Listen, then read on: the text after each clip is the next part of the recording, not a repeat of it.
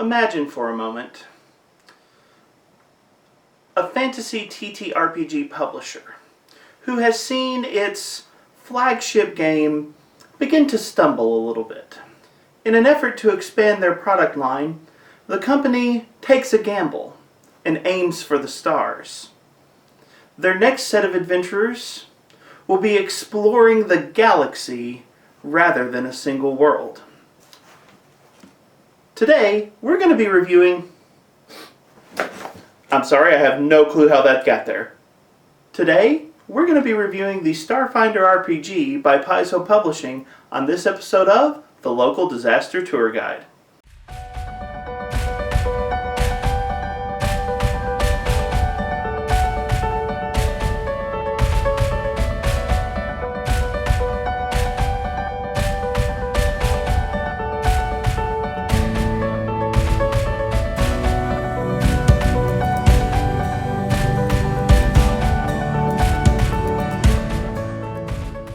Happy holidays, everyone, and welcome. My name is Mark, and I am the Local Disaster Tour Guide.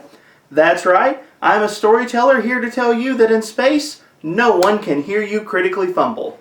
Welcome to my channel where we talk about role-playing games like Pathfinder and Starfinder. And to kick off the holiday season, I am finally delivering on a review that I have been promising for 2 months now. I am nothing if not incredibly punctual. Today, we are reviewing the Starfinder RPG by Paizo Publishing. This book was released in August 2017, and in keeping with most Paizo Core Rulebooks, this thing is a bit of a beast. It is a massive 521 pages. This game has been on the market now for a little over 3 years, and I have had an opportunity to play Starfinder at my own gaming table. I've gotten to see this game in action, and today, I'm going to be giving you my thoughts on the Starfinder RPG. But with that in mind, we can get to a review that I have been looking forward to. I've actually been working on this review for the last couple of months, and it's taken a little bit longer than I wished to get everything together. But this is definitely a review that I have wanted to do for a while, because Starfinder is a very interesting role-playing game to me. I think that there is a lot to talk about here, and hopefully this review will be informative for you if you are considering trying out Starfinder yourself. And if I'm being honest, there is a conversation surrounding Starfinder that you almost need to have before you can actually begin to look at the game itself and properly review the game. If you are a TTRPG player who is interested in Starfinder, there is a question kind of hanging over the game that I think we need to talk about before we dive into the review, because it's definitely a consideration that you're going to want to have in mind. Now let me say, everything that I'm about to say on this subject is definitely speculative. This channel is way too tiny for me to have any kind of insider insight into what Paizo Publishing is actually doing. But the question that we need to talk about is this: how long will Starfinder be played or published or supported as a game system?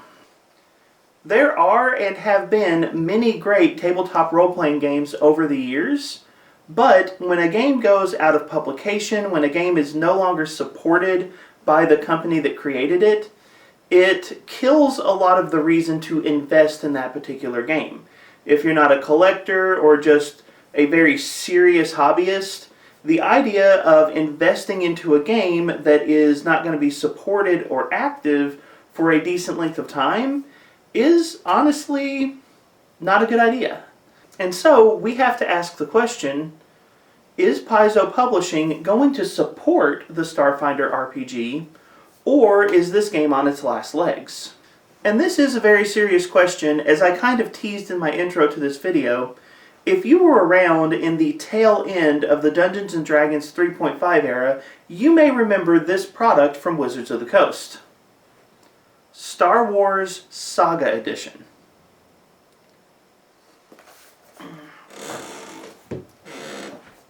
Star Wars Saga Edition was Wizards of the Coast, fancy new product. They were taking a shot on a brand new role-playing game using the Star Wars IP to allow people to create characters inside of that particular universe. And if you've seen my history of myself as a gamer, you know that I love Star Wars. So towards the tail end of D&D 3.5, I remember getting very excited about Star Wars Saga Edition. I remember investing very heavily in Star Wars Saga Edition. And then D&D 4th Edition happened. And it was extremely clear to anyone who was even vaguely paying attention at the time that Wizards of the Coast published Star Wars Saga Edition as a, let's just say, stealth playtest of the Dungeons & Dragons 4th Edition rules. In fact, after D&D 4th Edition dropped, Star Wars Saga Edition only had one more book published before Wizards of the Coast completely abandoned the product and the product line.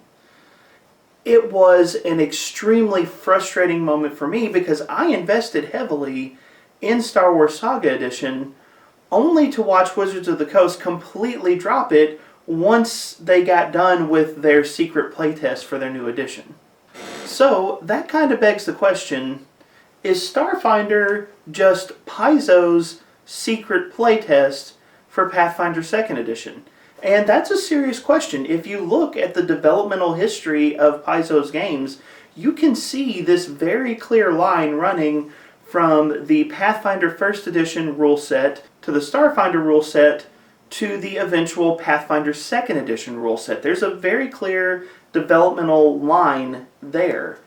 So a natural fear for me when Paizo started making these announcements was, did Paizo just pull a Wizards of the Coast on me? Did they drop this fun and exciting sci-fi role-playing game that they plan to ditch at a moment's notice? Well, as I said, I've got no insider insight, but I at least have a guess of what may be in the future for Starfinder, so I'm going to give you my thoughts on the subject. I do not think that Starfinder is going to get dropped the way Wizards of the Coast dropped Star Wars Saga Edition. I think Starfinder still has some life left in it. In fact, if I had to guess, I would say that Starfinder is going to have a game life expectancy of about 8 years, which means that the game probably has another good 4 to 5 years before we would see something like a Starfinder 2nd Edition. There has been some online chatter about, is Starfinder 2e going to happen now? Is there any interest in the company? There's some people who would like to see a Starfinder 2e. If I'm being honest, I would kind of like to see a Starfinder 2e. But from what I can tell, from the signals that I am getting from Paizo Publishing, it looks like, at least for now, that Paizo is taking their Starfinder game seriously, and they don't plan to drop it the way that WotC dropped the Star Wars Saga Edition so many years ago. And I base that on a couple of things. First off, since Pathfinder 2nd Edition has dropped, Starfinder has had not one, but 2 different playtests. We've seen a playtest for the Nanocyte class and mechs inside of the game, and currently they are doing a playtest on the Precog class for Starfinder as well. And between those playtests, the books that they've announced, and the books that they've teased but not properly announced, Paizo has a good 2 years worth of products that are still going to come out at the absolute least. And one of the things we've seen from Paizo at the moment is Paizo has gotten very serious about using playtest data to drive the development of their games. So I do think that Paizo will do a Starfinder 2nd Edition at some point, but I think when they do that, they're probably going to lead with a public playtest. That seems to be their philosophy in how they do their games now. So if you take 2 years worth of books that we know are coming in one fashion or another, and a year of playtest, at the bare minimum, we're looking at 3 more years of Starfinder. But I don't feel like Paizo's done just yet. I feel like there is more play space available. I feel like there's more stories they would like to do. And I feel like there's still a lot of healthy options available for the game. So at the bare minimum, we might see another 3 years of play, which would put Starfinder at about half of its shelf life. But if Paizo chooses to go even just a little bit beyond that, we could easily see another 4 to 5 years of this being a strongly supported, very viable game that you can put at your gaming table. So again, that is all personal conjecture. This is me taking a guess, but I don't believe that Paizo is going to do to Starfinder what Wizards of the Coast did to Star Wars Saga Edition. I think this game has a lot of life left in it. I think there's still a lot of interesting stories to tell, and at least for the moment, this is a game that I feel comfortable continuing to invest in. So anyways, with that conversation out of the way, we can dive in to the review of Starfinder. So after 2 months of waiting, let's get started. Let me begin with my usual grain of salt. Please remember that any review that I do on this channel is just my personal opinion. I am offering you my thoughts, but I am just some random guy on the internet, and I firmly believe that the best review you will ever have of any game or any product is to try it out for yourself. So if you can sit in on a Starfinder game, if you can borrow the Starfinder Core Rulebook, if you can try this product out for yourself before making a purchase decision, I believe that that always leads to the best results. Hopefully my thoughts are informative, but I definitely encourage you, always try before you buy. Another thing I would like to state real quick is Paizo is not involved in this review in any way. This is a game that I've invested in, this is a game that I have played for the last few years, and this is just a game that I enjoy talking about, so I'm reviewing this because it's fun for me. This is not a paid promotion in any way, and I promise to give you my genuine thoughts about this product. Now, when it comes to a review, one of the things that I always like to do is I like to begin at the end, give you my final thoughts for the product, and then I like to work my way through the product and help you see how I arrived at those conclusions. So that brings me to my overall grade for the Starfinder Core Rulebook and the Starfinder role-playing game in general. And I will admit I wrestled a little bit with placing the grade on this game, but my final conclusion is I would like to give the Starfinder Core Rulebook a B. I rank the overall utility of a product as the core of any grade that I receive, and then other aspects of the product are more periphery in terms of determining my overall thoughts. I try to ask myself, is this product or is this game something that I'm going to use and something that I would recommend for people to use? An interesting product that's not going to see play is going to get a low grade from me, whereas an average product that would get a lot of play is going to see some higher grades from me. I believe when we invest in games, we should invest in things that we're actually going to be getting use out of. And that brings me to one of the things that makes it a little bit harder to grade Starfinder. That is that this is a game that already has a little bit of age on it. Right now, if you started investing in Pathfinder 2nd Edition, you would be getting in on what is relatively a brand new game. Yes, they've put out some stuff for it, but you wouldn't be very far behind the curve. Whereas with Starfinder, this is a game that has 3 years of history. It's got 3 years of content and 3 years of material that's been put out. And let's just be honest about the tabletop RPG landscape. Most people who are interested in TTRPGs are typically looking at fantasy games. Take Dungeons and Dragons. The most dominant game in terms of how many people know the name is a fantasy RPG. And so when we talk about Starfinder, we're looking at a game with a little bit of age, with a setting that is less common at gaming tables. both of these things can kind of raise the question of how much actual play is this going to get.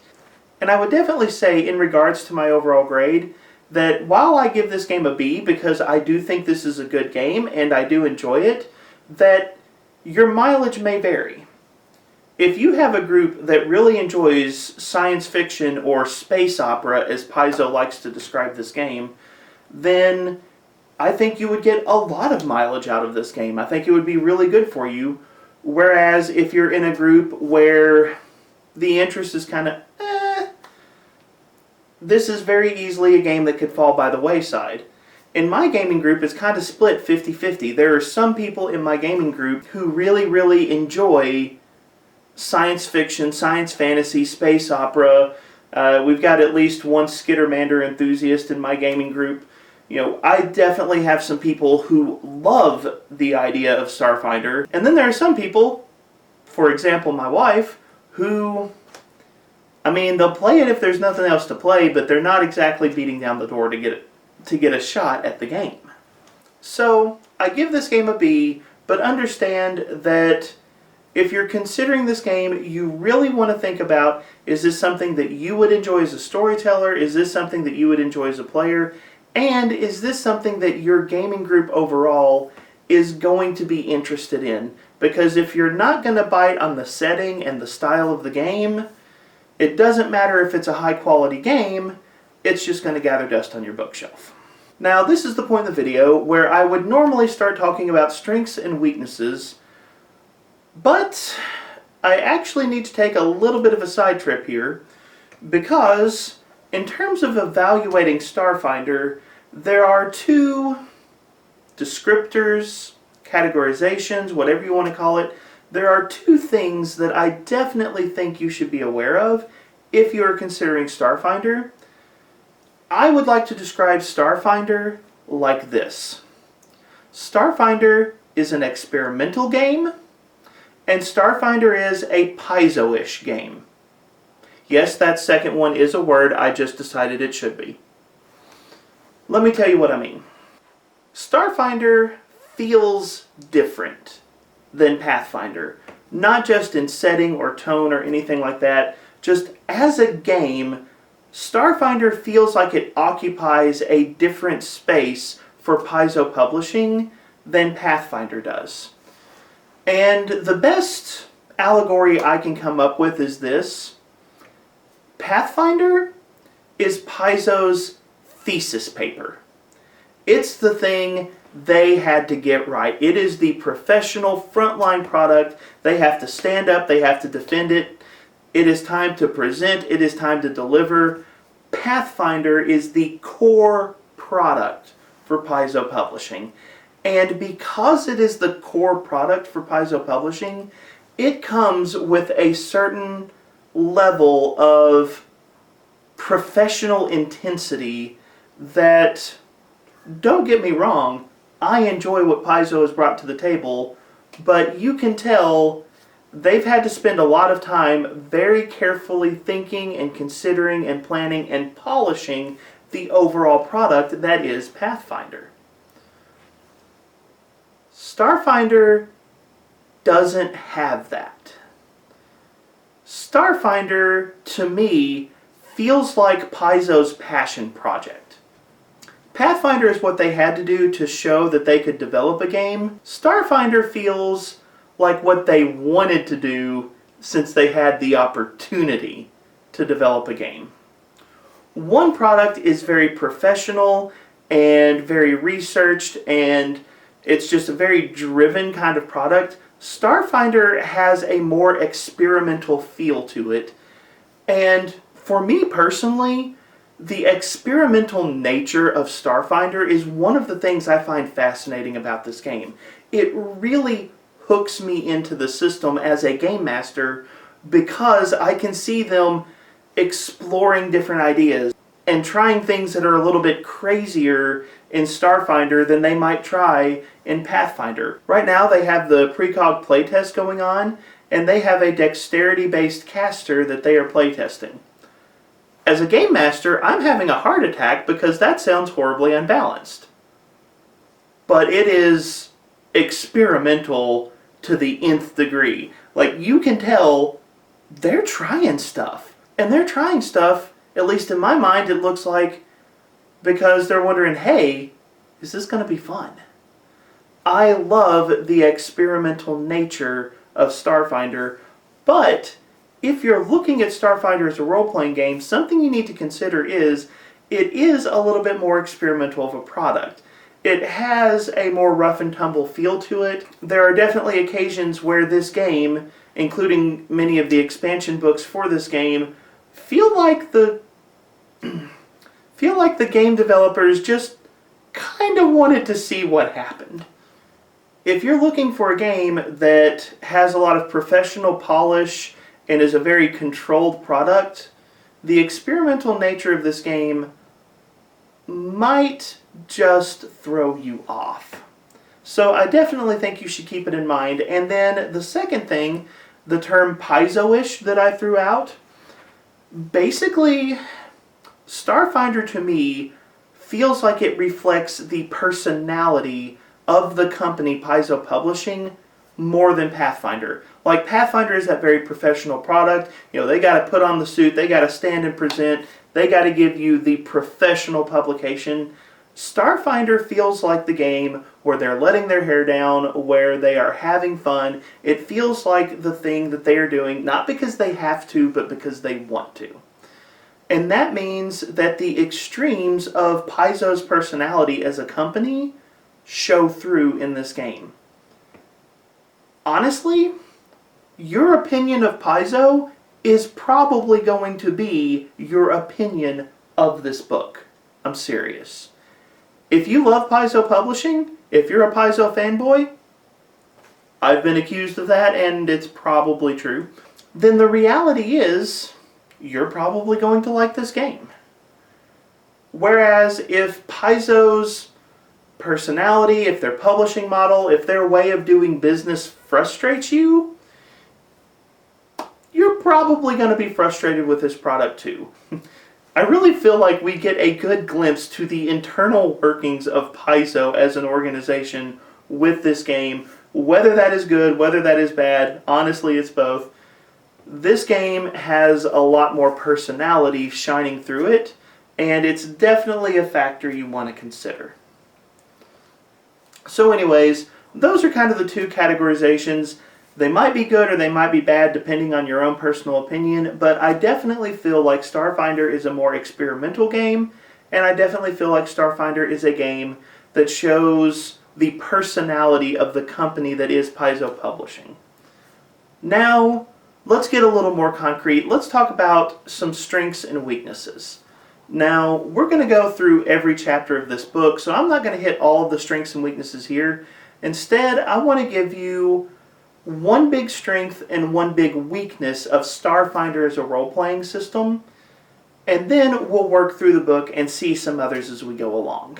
So if I had to sit down and pick my favorite thing about Starfinder as a role-playing game, it has to be the setting.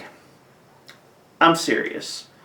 Now, this may not surprise you. Earlier I said Starfinder and Paizo, your opinion of one is probably your opinion of the other. Well, Paizo is pretty well regarded in the industry for writing strong settings. I have seen a lot of people who don't like Pathfinder 1st edition or 2nd edition. They don't like the role-playing game, but the setting of Solarian that Paizo created, I still see a lot of love coming from people who are otherwise critical of Paizo's role-playing games. Paizo has a reputation for being excellent setting writers, and the Starfinder setting is honestly fantastic. One of the challenges of role-playing games can be the limiting nature that the game has on the stories that you want to tell. The reality is, some games just don't tell some story well. For example, if you want a happy ending, don't play Call of Cthulhu, right? There have been many occasions where I have been playing various role-playing games, and the storyteller would try to do certain styles of stories, and they just felt weird. Probably one of the strangest, and I hope that the game master who ran this game isn't watching. I promise it was still a fun game. I had a good time, but it's just the weirdest one for me. There was a Dungeons & Dragons 5th edition game that I was a part of where the storyteller wanted to deal with the idea of gentrification inside of cities.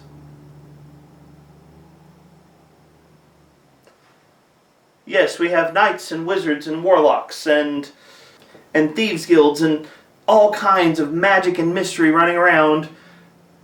And we had a game about the social ills of gentrification. It just felt anachronistic in the worst way. It was still a fun game. Like, I applaud the storyteller. I had fun. But it broke the fourth wall for me. That type of story, that type of issue didn't fit the game that was being played. And I'm sure you've seen this in plenty of RPG systems. If you try to cram the wrong story into a particular game or a particular setting, it's not going to work. Or at least, it's not going to work well. Starfinder doesn't have that problem. One of the things I have really come to appreciate about Starfinder as a role-playing game is just how adaptable this setting is.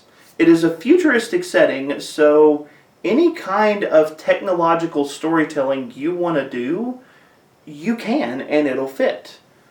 But at the same time, they have several different variations of magic available inside the game. So the magical storylines that you might pull from something like a game of D&D or Pathfinder, those fit. You can have modern social issues. When it comes to the social aspects of the Starfinder setting, you can do high politics and intrigue. You can do giant corporations.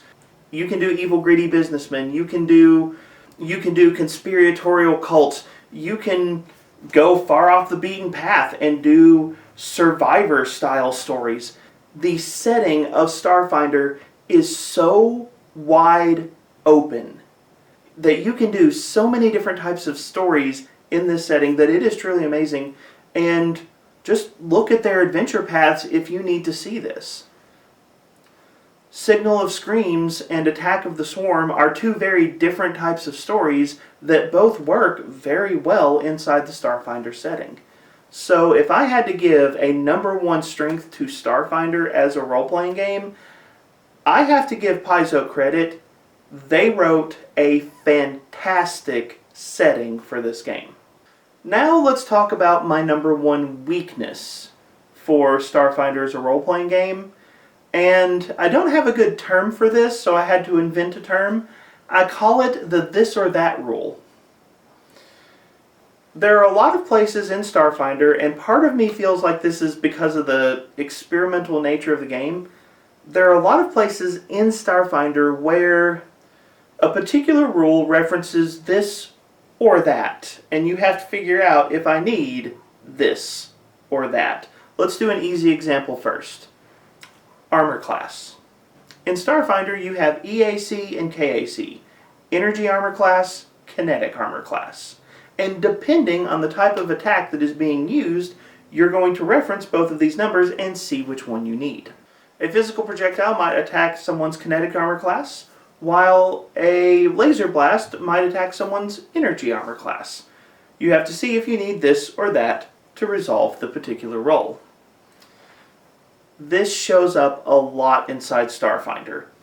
In my last Starfinder campaign, one of my players was playing an Envoy who made use of one of these special feint upgrade abilities that the Envoy class can use. And their feint could potentially target a DC set on someone's sense motive, or a DC set on the creature's challenge rating. And so when they wanted to use their feint, I would have to look up sense motive and challenge rating and the calculations associated with them and decide which of those two numbers was the right number in that moment. Starfinder has a bad habit of saying, well, you can do this or that, so look at both and pick the one you want. Now, the good news on this is the instances are usually limited enough that you know about them beforehand, and so the amount of time invested in figuring out this or that is not too bad, but it is definitely something I've noticed a lot storytelling Starfinder games, and it is one of the elements of the game that does frustrate me more than others. So that's my big picture for the Starfinder role-playing game. Overall, I give the game a B, though I do note that your mileage may vary and you need to consider some things carefully to decide if that B is an accurate reflection for you. It is a very experimental game. It is a very Paizo-ish game. Its number one strength is its fantastic and very adaptable setting, and its biggest weakness is its tendency towards this or that rules. Now, let's dig into this book chapter by chapter, and I'll give you some of my thoughts on each chapter as we go along. Alright, so diving into the individual chapters inside the Starfinder Core Rulebook, the first chapter is basically just an overview of the game. It is the introduction to RPGs chapter that you see in every core rulebook, and there's basically nothing to set this chapter apart from any other chapter that you would see in other games. So let's go ahead and move on to chapter 2, which is where they begin to discuss character creation. Now, character creation in Starfinder is going to revolve around three major choices: your character theme, your character race, and your character class. And in this particular chapter, it zooms in and gives you some focus on your character theme, so that's going to be the first unique rules element that we get to talk about. Theme in Starfinder is a little bit of an oddball or quirky rule set, but I like it. Theme can be described a few different ways, but one of the ways you'll see it referenced is kind of as a character background. And I guess that's a fair assessment, but in Starfinder, theme is more significant than background would be in other role-playing games. A background in Pathfinder or a background in Dungeons & Dragons 5th edition are not nearly as significant as a theme is going to be when you choose one for a Starfinder character. For me, theme almost feels like a template that you get to put over your character, and it includes some background elements for sure, but it actually impacts your character over the course of the entire game. You will end up getting theme benefits at 1st level, 6th level, 12th level, and 18th level. Now, in the Starfinder Core Rulebook, it presents us with 9 themes and then an option that they call themeless.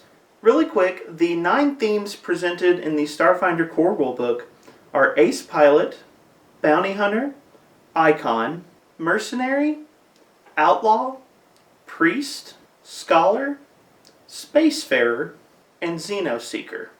And then, as I mentioned, they also have a themeless option that you can choose as well. Now, this concept of using theme instead of just background is definitely an interesting mechanical choice for the game. And I'm going to go ahead and say there is one notable negative part of theme overall, and that is not all themes are made equal.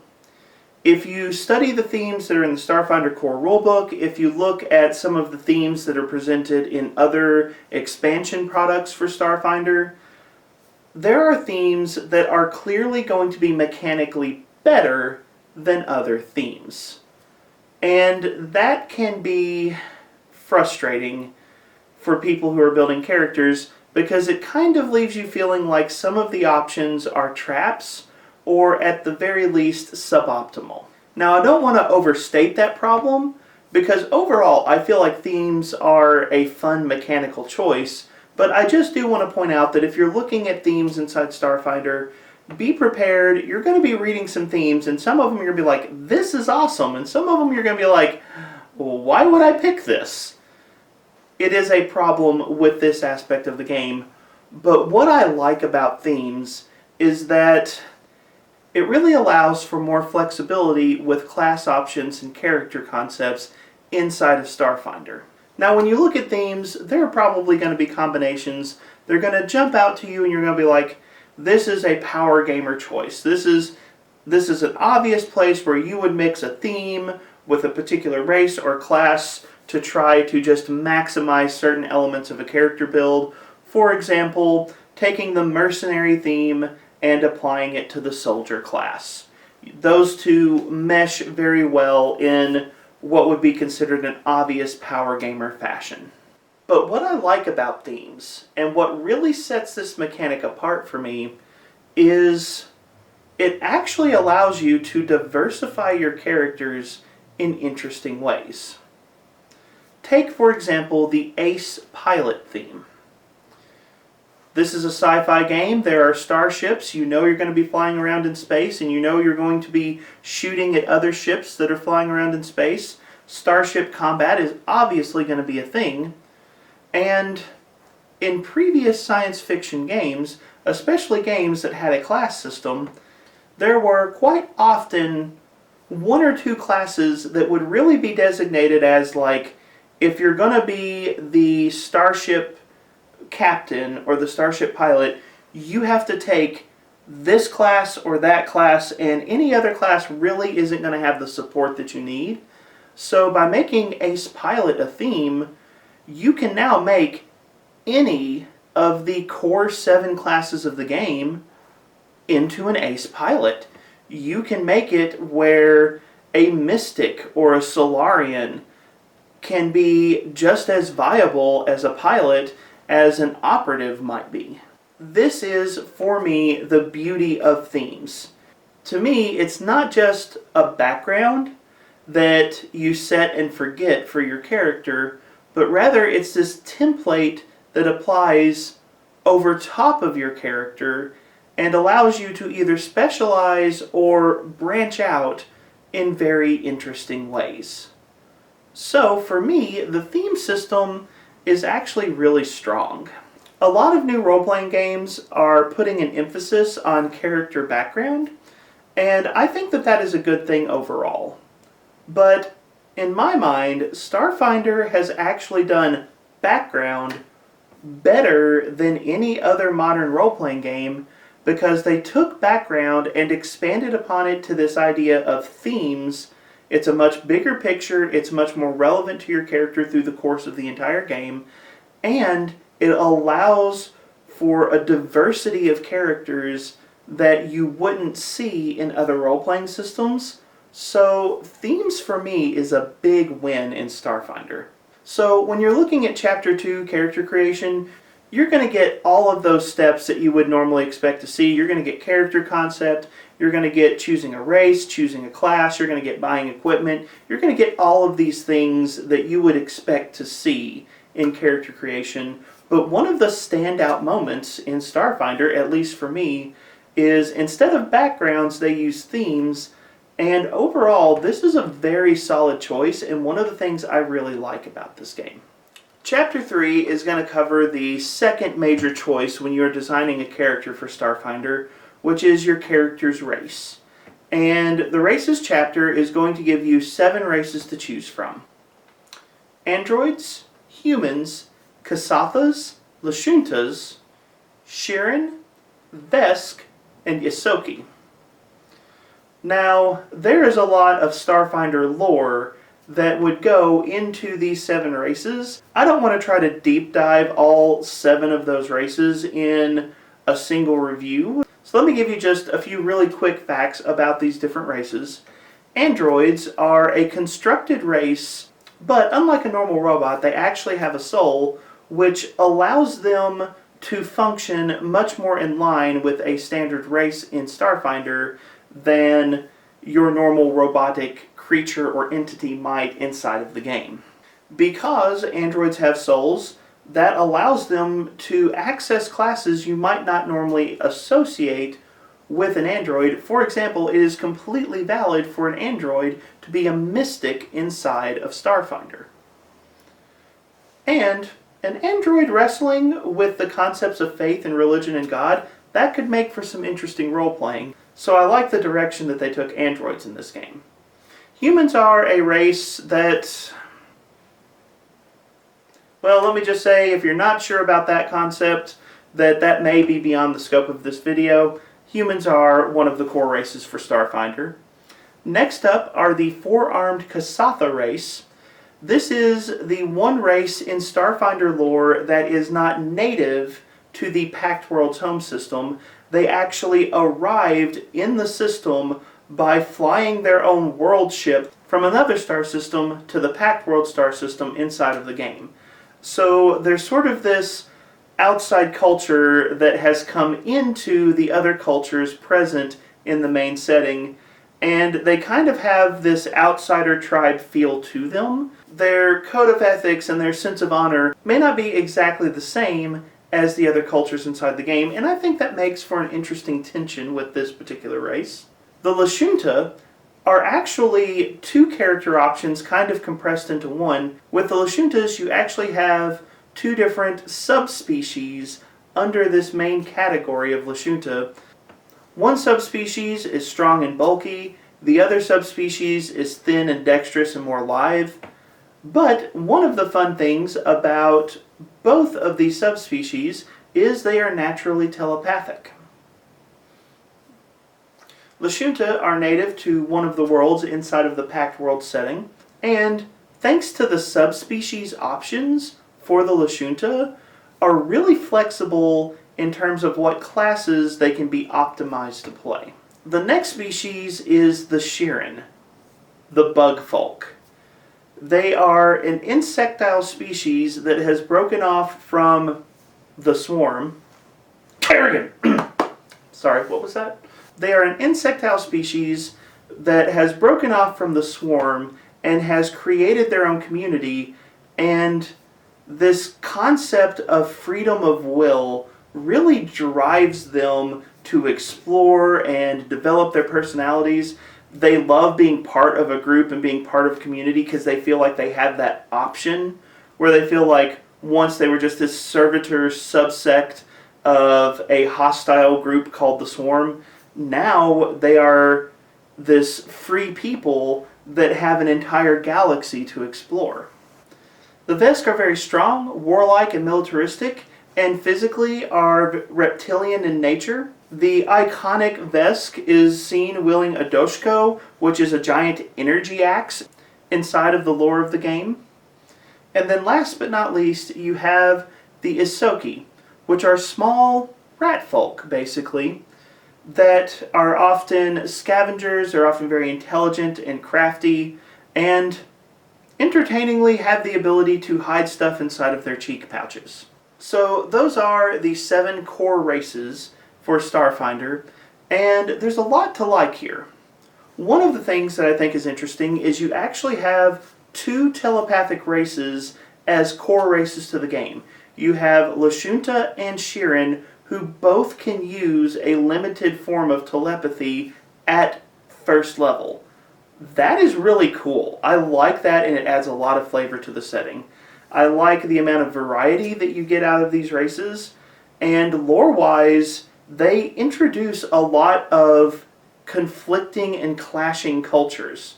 The Vesk is actually from a separate planetary system that was once at war with the Pact Worlds, but because of external threats, now the Vesk and the Pact Worlds have to work together if they hope to survive.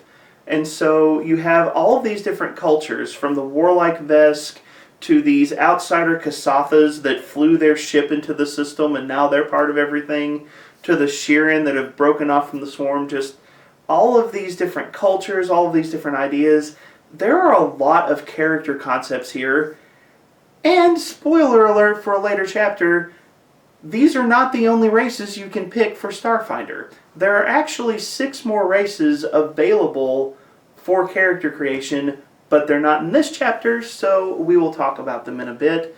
But let me just say, overall, the races chapter is a lot of fun because they have introduced a lot of interesting and varied races as options for the Starfinder game. Next up is going to be Chapter 4, which is classes, and there are 7 classes inside of the Starfinder role-playing game. You have the Envoy, the Mechanic, the Mystic, the Operative, the Solarian, the Soldier, and the Technomancer. Now, Mystic and Technomancer are your 2 core magical classes for the game.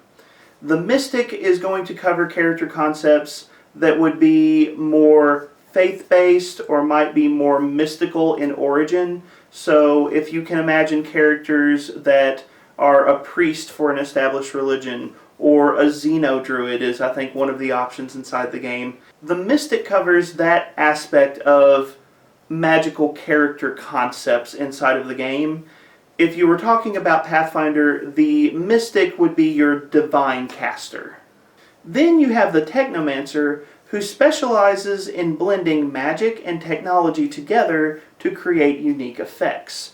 The Technomancer is probably going to be more akin to arcane magic if you were looking at Pathfinder or games like that, but a lot of their spells find ways to enhance or subvert technology in cool and interesting ways. In terms of the other 5 classes, you've got a variety of concepts as well. The Soldier is one of my favorite classes inside of this game. The Soldier for Starfinder is what I wish to this day they would do for the Fighter in Pathfinder other fantasy RPGs. That's a really long tangent, but let me just say the Soldier is extremely well done. This is your class that's going to focus the most on hurting the bad guys.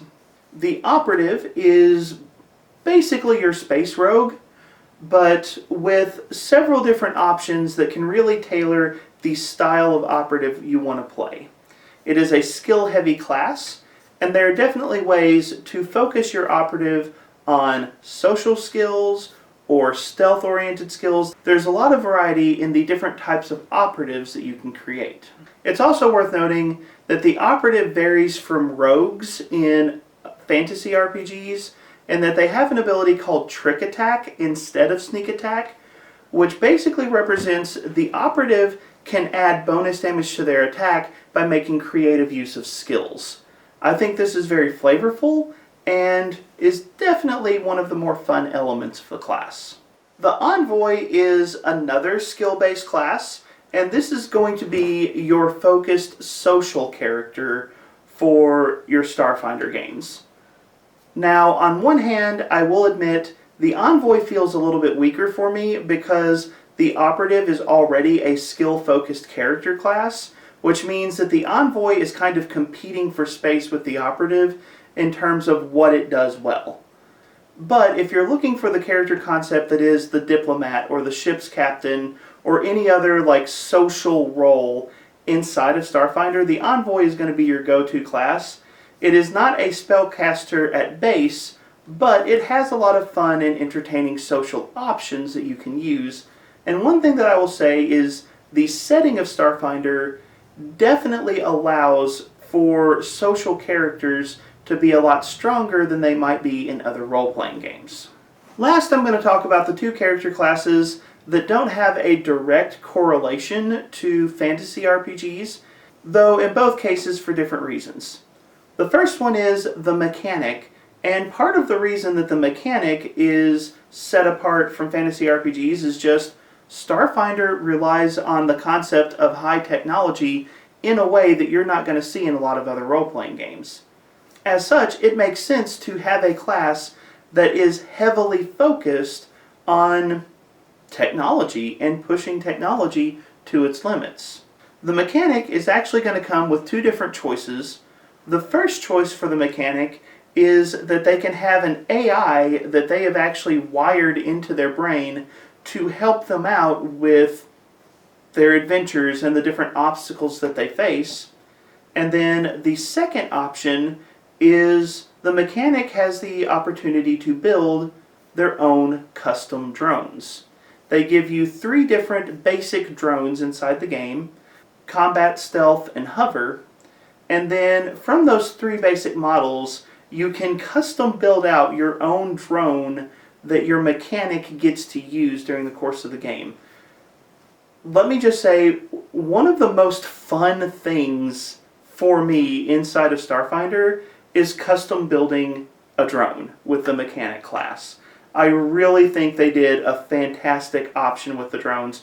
I don't want to knock the AI option. Like, they put some interesting things there, and there's definitely some fun sci-fi character concepts available with that version of a mechanic.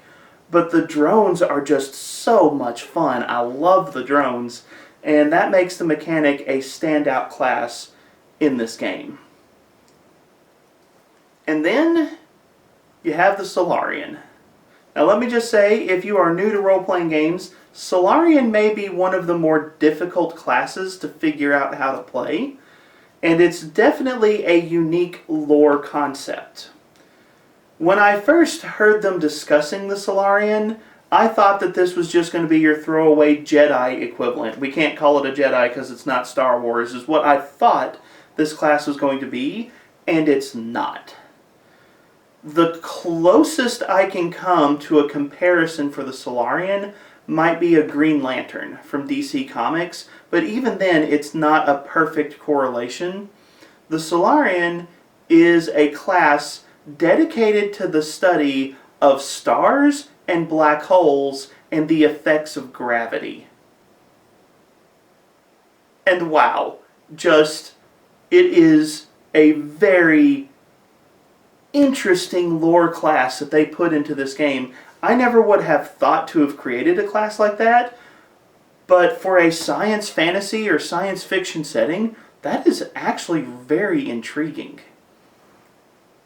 One of the core elements of the Solarian class is the idea that you can be attuned either to photons or gravitons, to stars or black holes, and that you can switch back and forth between these attunements, and the Solarian unlocks powers that go between these two options.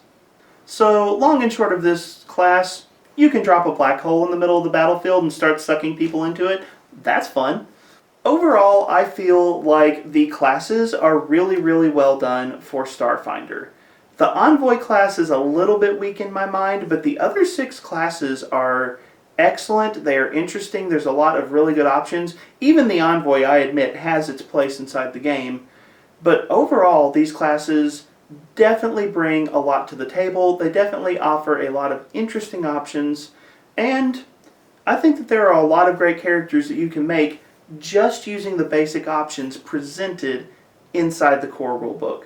Bravo, Paizo. You brought a lot of fantastic options to the game. In fact, in chapters 2, 3, and 4, we've talked about theme, we've talked about race, and we've talked about class. As I've mentioned, they've done a good job of making it where the different themes and races and classes can mix pretty well together. There are some suboptimal choices, and there are some weaker options, but for the most part, they've done a good job of allowing you to build some fantastic customized characters just from the 9 basic themes, the 7 basic races, and the 7 basic classes. You have over 400 possible character combinations at level 1. This is good game design, and I applaud Paizo for giving such a wealth of, for the most part, very strong options right out of the gate. Chapters 2, 3, and 4, kind of the core of your character creation, there's a lot of good stuff here, and there is definitely a lot that I enjoy. So now that we have moved past kind of the 3 main components of building your character, we get to move into some of the more detailed parts of the rules and parts of the character sheet. Chapter 5 is going to cover skills. And let me just say, there was a time I would have told you without hesitation that Starfinder had the best skill system I had ever seen in a role-playing game. I am not joking. There was a time I was willing to draw that line in the sand. Starfinder's skill system was, in my mind, the best.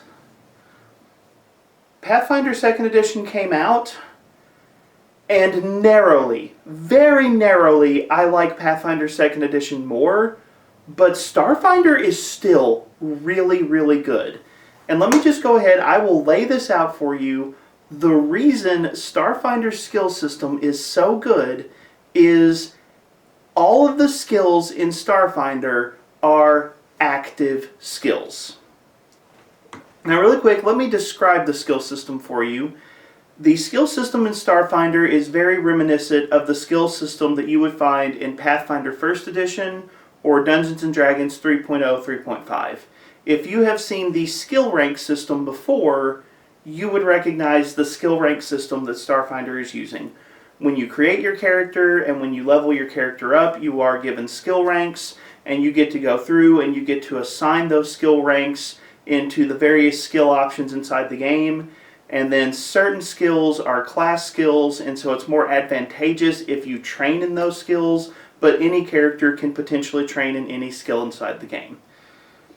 It is a skill system that I have seen many times over in RPGs for the last couple of decades.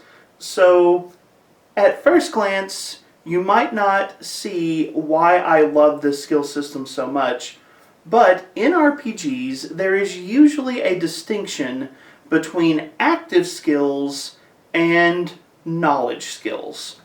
You see this in almost every RPG. There are some skills that have active application to what your character can do inside the game world.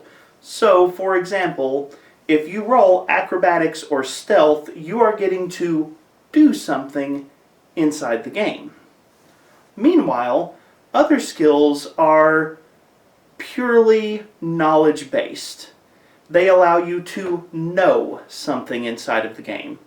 So when you talk about skills like history or arcana in role-playing games, those are often knowledge skills. They let you know something, but you can't necessarily actively use them inside of the game. Starfinder has 20 skills. I'm not going to go over them all individually, that'd take way too long. But one of the things I really like about how they did this skill system is every single skill inside of Starfinder has some kind of active use inside the game. In fact, the skills that I would argue are the most leaning towards knowledge skills would be engineering, life sciences, and physical sciences. Engineering is going to let you arm and use bombs. Life sciences is going to let you craft medicines, and physical sciences is going to allow you to mix chemicals. So even the most knowledge-oriented skills inside of Starfinder still have some active use inside of the game, and I absolutely love that. You're never put in a position where you feel like, I have invested in what this character knows at the expense of what this character can do. Now, some of that is probably a function of the setting of Starfinder, but I love the fact that they focused their skills and they made it a point to give every skill some kind of active use. Bravo, Paizo. The skill system in Starfinder is still an extremely strong skill system. I love it.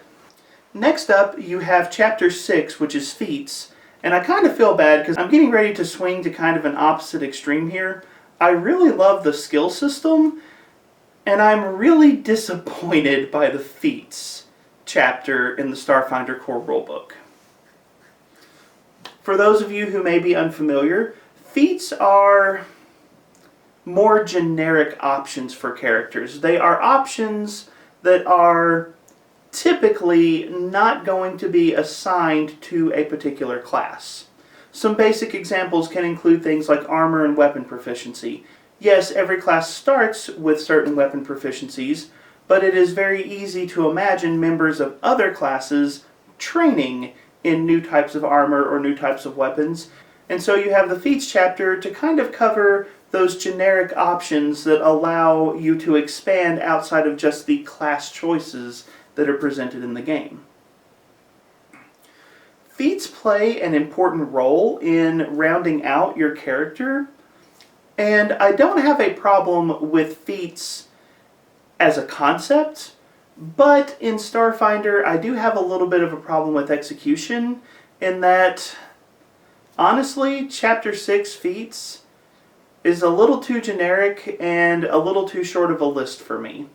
It feels like this futuristic setting should have more options available, but really there's not as much here as you would hope. Now, as a quick caveat, yes, Starfinder has put out more books, and those books have put out more feat options. I know those exist, but we're talking about the core rulebook right now, and if you're looking at the feat options in the core rulebook of Starfinder, it's just a little disappointing. I compared the Pathfinder 1st Edition Feats chapter to the Starfinder Feats chapter, and Starfinder has about half of the options that you would find in Pathfinder 1st Edition. They really trimmed down on your options here. I've seen commentary on the feats in Starfinder, and I've seen different personalities across the internet talk about this game. And I remember seeing one conversation where one person was arguing that one of the strongest feats in the Starfinder Core Rulebook is long arm proficiency, which is basically if your character can't use a rifle, now they can. Yes, I'm glad that my characters have the option to train in rifles if they want to, but it feels strange to say that that's one of the best options in the Feats chapter of this game. Chapter 6 is easily a letdown in a book that I am otherwise inclined to say is pretty strong. Now again, other books have expanded the options here, but we're talking about the core rulebook, so I will say if you are interested in Starfinder, you're probably going to want to either get more books or at least look up some of the options in other books, because getting stuck with just the Starfinder Core Rulebook feats is not going to be as much fun. Next up is Chapter 7, Equipment, and where do you begin? We've mentioned Starfinder settings several times so far. This is a futuristic science fantasy space opera. It is a sci-fi game, and it has lots and lots and lots of sci-fi equipment. You have swords and axes that have energy components woven into them. You have guns of every perceivable make and model, with every potential type of damage being fired out of those guns. You have so many different weapons and suits of armor and just different technological conveniences that Paizo did a fantastic job here. They threw a ton of options into Chapter 7 equipment. Now, I will say this setting is futuristic enough that they released an entire book called The Armory that's just even more equipment options. This chapter is hardly the sum total of what equipment inside of Starfinder can be, but it still gives you a ton of fantastic options. And I'll go ahead and tell you, this is a chapter that kind of makes my brain melt a little bit. When it comes to role-playing games, I tend to prefer fantasy games just because the equipment list is a lot more manageable to me. When you start getting up to like 1920s Call of Cthulhu and I have to worry about what kind of ammunition goes with what kind of gun, that's about the point where my brain starts to check out on equipment lists. And this is a futuristic game with science fiction and science fantasy weapons and armor. So there is a lot here. And this brings up one of the first things I want to say that is very positive about the equipment chapter for this game, which is they do a really good job of organizing this chapter so that it is reasonably accessible. When you have guns that are a similar make and model or use similar types of ammunition, those guns are all listed together rather than scattered across multiple pages, so that if you're looking for the gun that shoots frost damage, all of your frost damage options are going to be in one location. You may have pistols and rifles in separate spots, but all of the frost pistols and all of the frost rifles, they're together in a way that makes the equipment section very accessible. For once, Paizo did a really good job organizing something, and I gotta give them props for that here. The second positive thing that I want to say about the equipment chapter is that Paizo introduces a mechanic in Starfinder called bulk.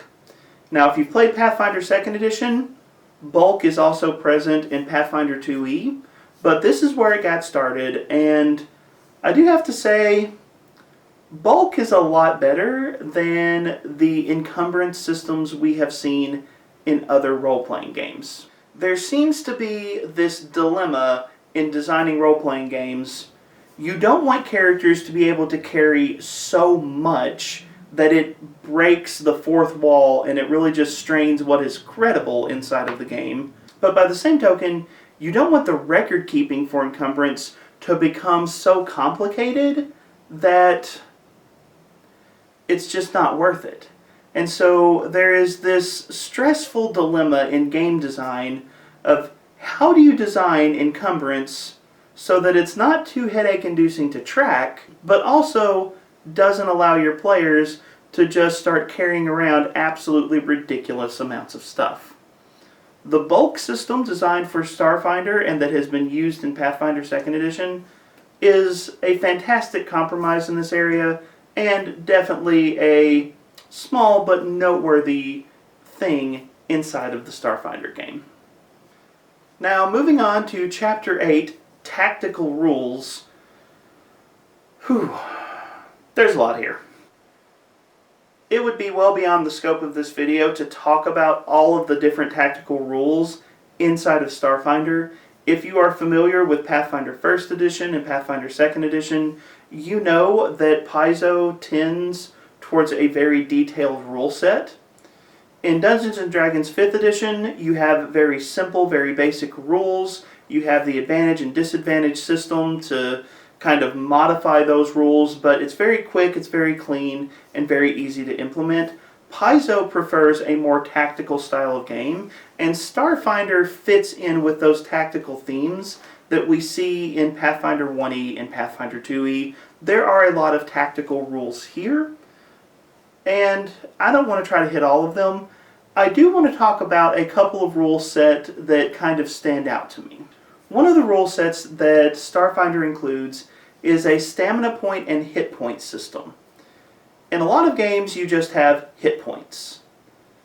In some games, you will occasionally see a stamina hit point blend system instead, and Starfinder went for that style.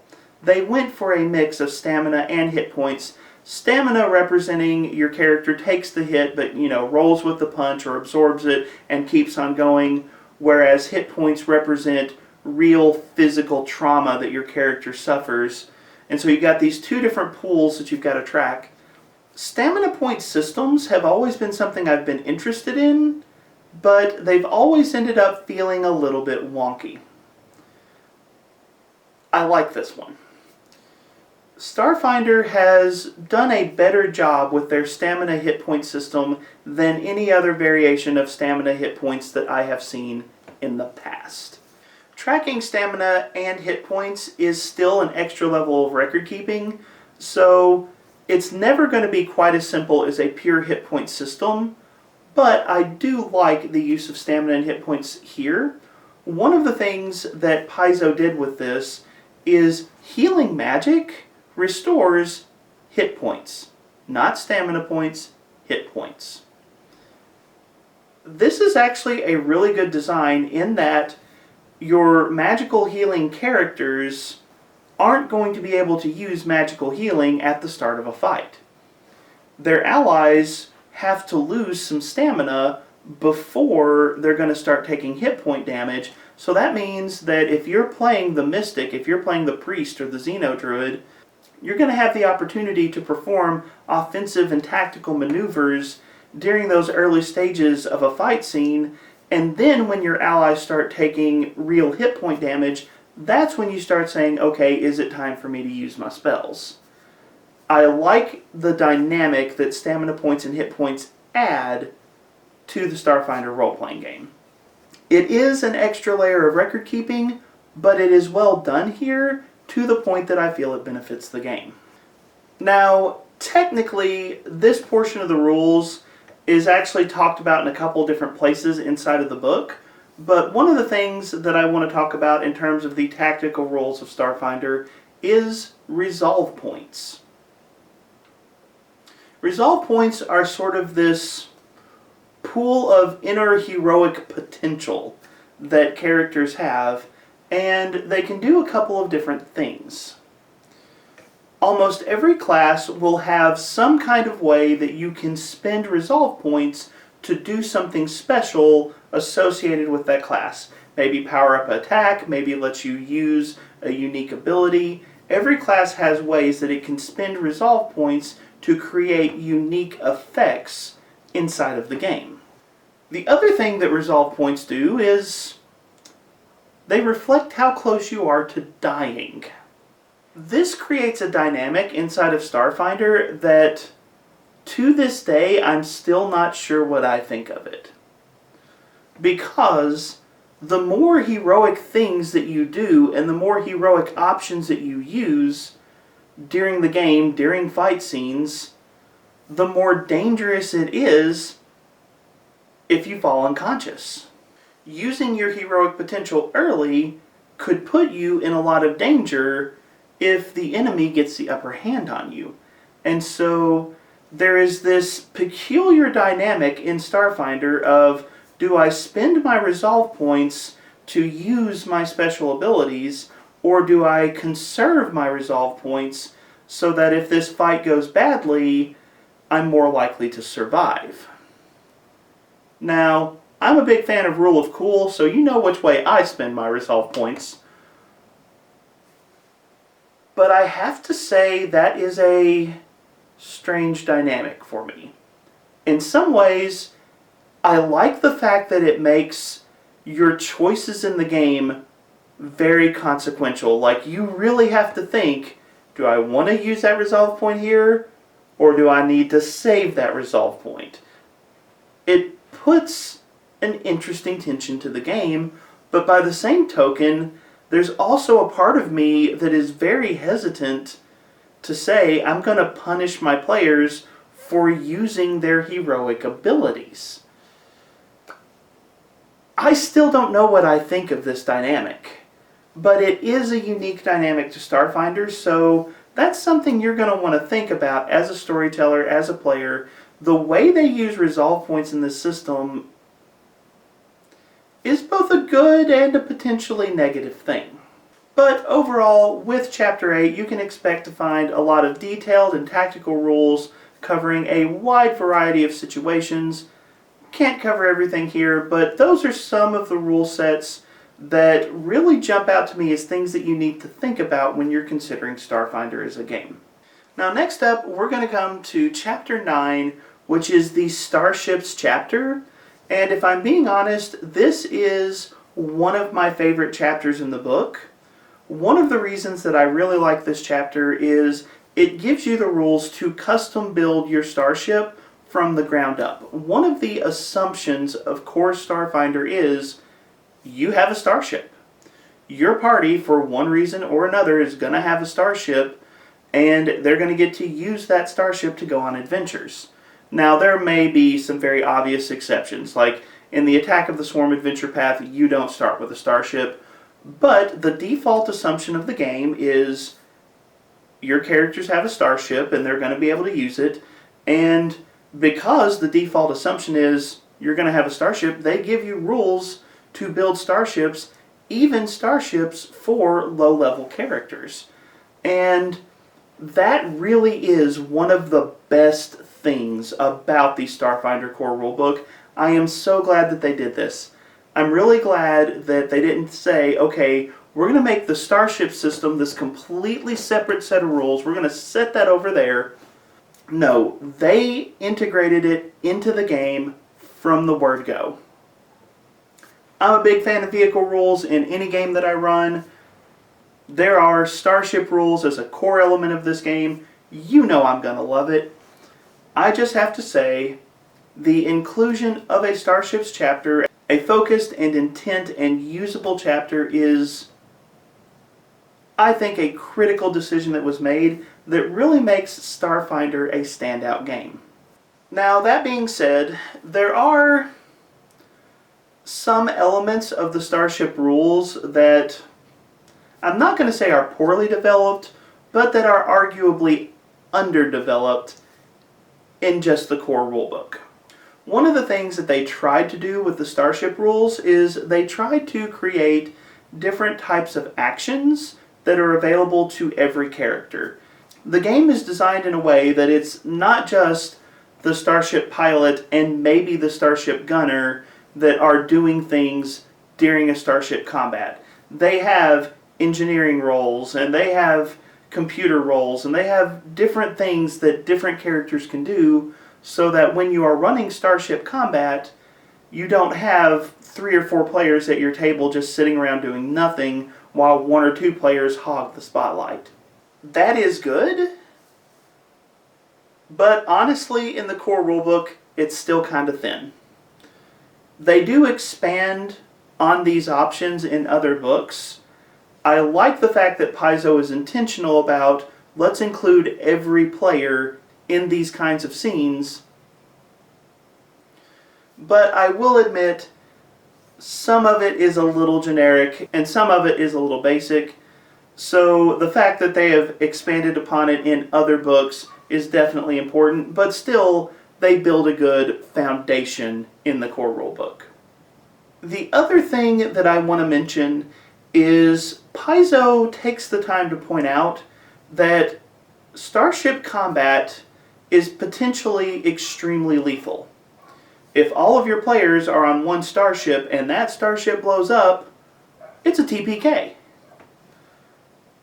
And as a result, both in the advice that they give and kind of in how the system is constructed, they played it safe with Starship Combat. And I realize, like, there's a design principle. We don't want to TPK a party because we had bad rolls in one combat. But I will say that, in a way, Starship Combat in this game definitely feels like, you know, they put the kitty gloves on sometimes. Now, there are certainly options and ways to deal with that, and the Starship Operations Manual does expand on Starship Combat in some very interesting ways. But I will say, when you look at the Starship chapter and the Starship Combat rules, Paizo's impulse to play it safe does affect how these rules are going to feel in play at your table. I'm very glad they're there. They set a very good foundation, but there are some elements of these rules where I'm glad that there are other books expanding on these rules, because they are a little vanilla in the core rulebook. Still, this is an excellent chapter, and it's one of my favorite chapters in the book. Bravo, Paizo, for Chapter 9 and Starships. Next up, we have Chapter 10, which is Magic and Spells. And we've already mentioned that there are 2 core caster classes inside of Starfinder, the Mystic and the Technomancer.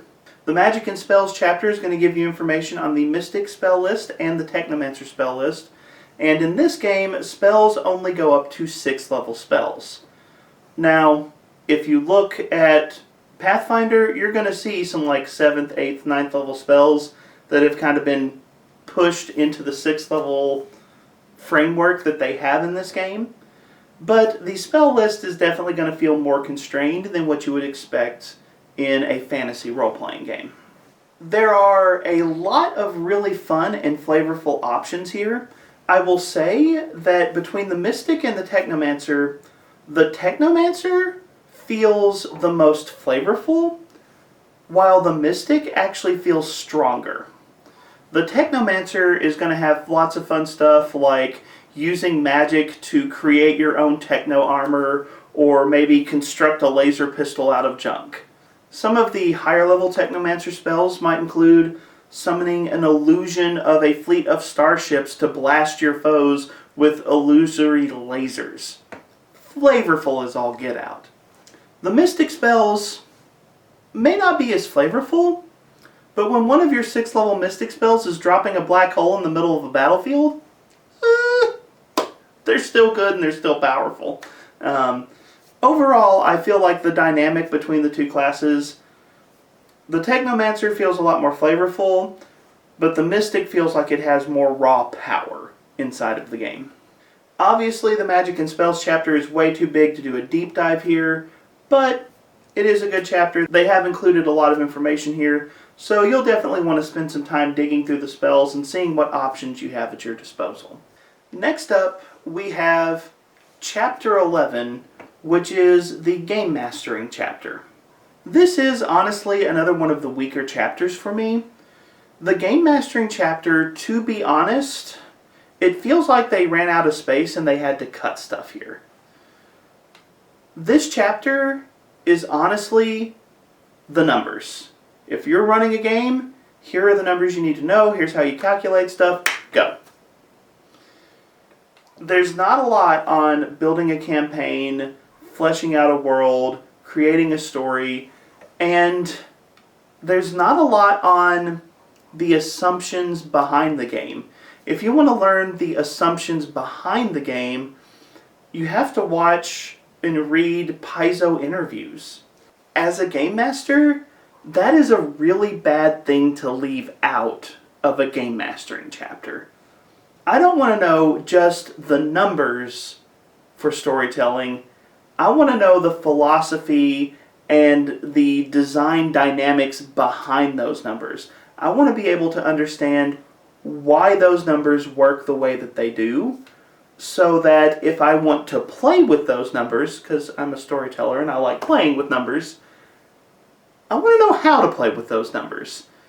And not including those discussions of game design or game philosophy hurt this chapter. In fact, one of the biggest criticisms I have of Starfinder as a collective game is they have not released a Game Master's Guide for Starfinder. If there has ever been a role-playing game that needs a good Game Mastery Guide, it is Starfinder. And I really hope that they come around to making one of these days, because right now the Game Mastering chapter is pretty much all we've got, and it's cut, it's dry, and it really doesn't give you the insight you need if you want to go beyond just the basics of storytelling. This chapter is painful. It's got useful numbers, don't get me wrong, but it doesn't go beyond the numbers when it really needs to. The next chapter is Chapter 12, Setting, and this is hardly a surprise if you've watched up to this point. The Setting chapter is probably my favorite chapter in the entire book. Paizo writes fantastic settings, and this is 73 pages of setting gold. Just think for a moment about the challenge of creating an entire solar system for adventuring. Think about the challenges of designing not just one nation or one world, but a series of planets. Imagine the challenges of creating a variety of organizations among all of those planets. Imagine all of the work that would go into creating a diverse and engaging setting on that big of a scale. Paizo does it. Just like, straight up, I want to applaud them. The setting of Starfinder is amazing. Now, there is a lot that I could talk about here, so let me just give you a couple of my favorites. One of the best things about the Starfinder setting is you can have adventures on the sun. Like, that's a thing. I'm pretty sure I've never seen this in any other science fiction, science fantasy role-playing game ever. But on the sun, in the Pact Worlds, there's this place called the Burning Archipelago where you can go and you can have adventures. And I just never would have imagined a game where I could be walking on the surface of the sun and trading with Ifriti and fire elementals and investigating mysterious temples on the surface of the sun. Ladies and gentlemen, this is incredible setting design. And this is just a single example of the many, many beautiful things that Paizo's included. Starfinder also has what has to be one of my favorite organizations ever inside of a role-playing game, a Beta Core. If you are familiar with the lore from the game Pathfinder, you know that one of the deities in the Solarian setting is the Church of Abater. Well, in Starfinder, the Church of Abater has apparently grown so powerful and so influential that they have morphed into an even more powerful type of organization, a corporation. A Beta Core is now a religious corporation dedicated to spreading its influence across the stars. It is, for lack of a better description, Roman Catholic Walmart. And it is everything good and bad in those two ideas being crammed together in such an interesting and entertaining way that I absolutely love it. It is so flavorful, and it is such a simple way to add so much depth to the kinds of stories you can tell in the Starfinder setting.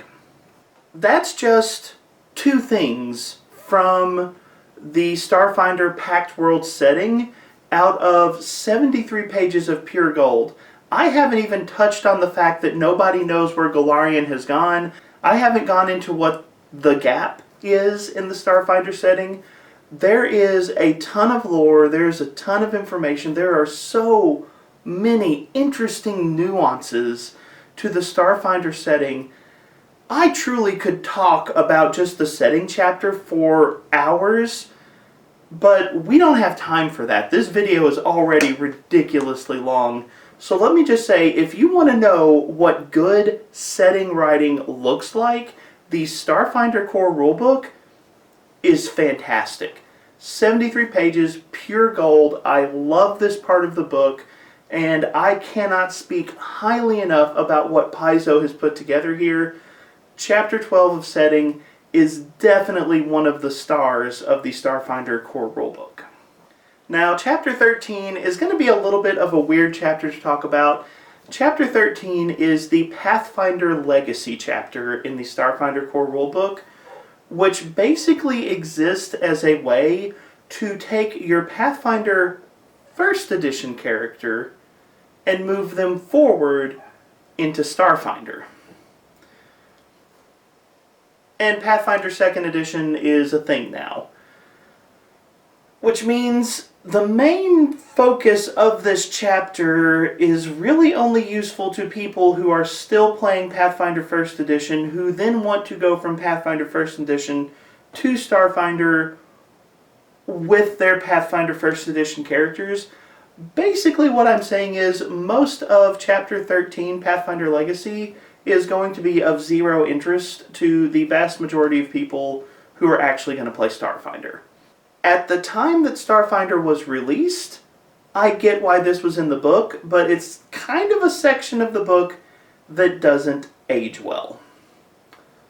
That being said, there is one important thing that this chapter does, which is it offers 6 Pathfinder Legacy races. The main races chapter in this book, Chapter 3, had 7 core races, but you'll notice of your typical fantasy options, humans was the only thing that actually showed up.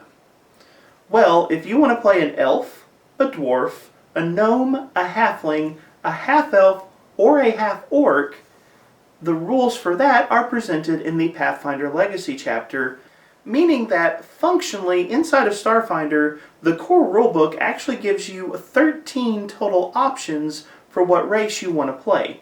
By the way, if you go back to the math we talked about way back in character creation, that means you actually end up with a little over 700 possible character combinations at first level alone. So again, bravo Paizo for some fantastic math and some fantastic options being presented. The main thing that you're probably going to pull from this chapter, if you pull anything, is going to be those 6 legacy races. If you want to include those kinds of characters in your Starfinder game, that's where you go to get them. That being said, it's not the only good thing I can say about this chapter. Interestingly enough, some of my favorite art also comes from the Chapter 13 Pathfinder Legacy. I really love the half-elf iconic character from this chapter. The artwork of that half-elf character is fantastic. Best representation of an invisibility cloak I have ever seen. And then there's also some fantastic artwork of a party battling a cybernetic dragon at the start of this chapter. So there is some standout artwork in this chapter. I was kind of surprised when I sat down, but a lot of my favorite artwork in this book comes from the Pathfinder Legacy section.